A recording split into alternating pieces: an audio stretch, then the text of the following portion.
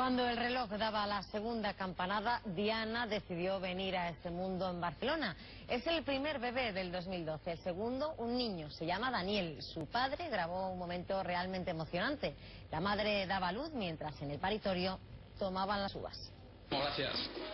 Los primeros segundos de la primera noche del 2012 han sido intensos en algunas maternidades españolas como esta, en el hospital de Zaragoza. Justo cuando sonaba la octava campanada nacía Daniel y entonces se producía esta insólita imagen. Su padre grababa el parto y también las uvas de las enfermeras que recibían así el año en pleno paritorio.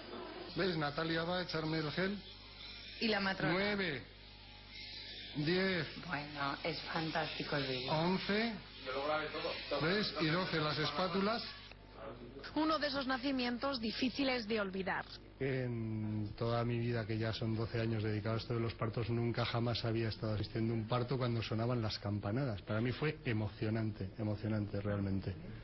A Daniel se le adelantó por unos segundos Diana, que nacía entre la primera y segunda campanada en el hospital de Mollet del Vallès en Barcelona.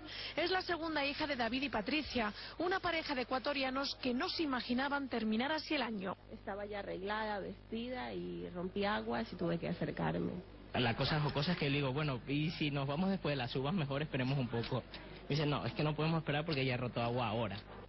Y en Valencia esta pareja esperaba a su bebé para dentro de una semana, pero el pequeño Toni se adelantó. Parece ser que no ha querido perderse ni un minuto de este nuevo año.